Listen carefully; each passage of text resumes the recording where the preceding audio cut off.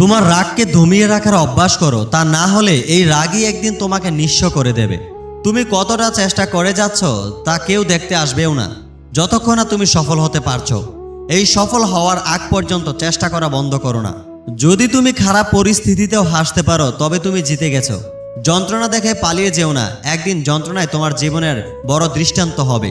বইয়ের পাতা মানুষকে যা শিক্ষা দেয় জীবনের পথে তার থেকে অনেক বেশি কিছু আমাদের শিখিয়ে দেয়। তুমি যদি কাউকে খুব বেশি গুরুত্ব দাও, দেখবে সে তোমাকে তত বেশি সস্তা ভাববে। কাছের বন্ধু তো একমাত্র তারাই হয় যারা আসলে হাসির পেছনে লুকিয়ে থাকা সমস্ত কষ্টগুলো বুঝতে পারে। জীবনে ভালো কিছু পেতে হলে মানুষের থেকে পাওয়া সমস্ত অপমানগুলোকে মনের মধ্যে গেঁথে এবং সমস্ত জমে থাকা অভিমানগুলোকে পায়ে চাপা দিয়ে সামনে এগিয়ে যাও। জীবনে তুমি জয়ের হাসিটা হাসতে পারবে সেই দিনই যেদিন তুমি তাদের সামনে কিছু একটা করে দেখাতে পারবে, যারা একদিন বলেছিল তোমাকে দিয়ে কিছুই হবে না। বৃষ্টি ছাড়া যেমন রংধনু দেখা পাওয়া যায় না, তেমনি ব্যর্থ না হয়ে সফল হওয়া যায় না।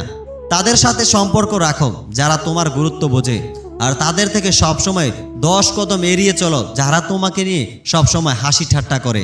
যদি কখনো তোমাকে কেউ ছোট করতে চায় তাহলে বুঝে নিও তুমি তাদের থেকে উপরে আছো, তাই তারা তোমাকে নিচে নামাতে চায়। নিজেকে এমনভাবে গড়ে তোলো যাতে তোমাকে একদিন যারা একা করে চলে গেছে তারা যেন তোমার বর্তমান অবস্থা দেখে, বিশ্বাস খুব ছোট একটা শব্দ, যা পড়তে 1 সেকেন্ড সময় লাগে, ভাবতে কয়েক মিনিট সময় লাগে, বুঝতে কয়েকদিন সময় লাগে, আর প্রমাণ করতে সারাটা জীবন লাগে। যারা অল্পতেই কেঁদে ফেলেন তারা কেমন মানুষ হয় জানেন? তাদের দুঃখ সাধারণত দীর্ঘমেয়াদী হয় না। তাদেরকে হয়তো অনেকে ভীতু ভাবেন, বাস্তবে কিন্তু তারা খুবই সাহসী হয়ে থাকেন। তারা সকল প্রতিকূলতাকে মোকাবেলা করে খুব সহজেই সামনে এগিয়ে যেতে পারেন।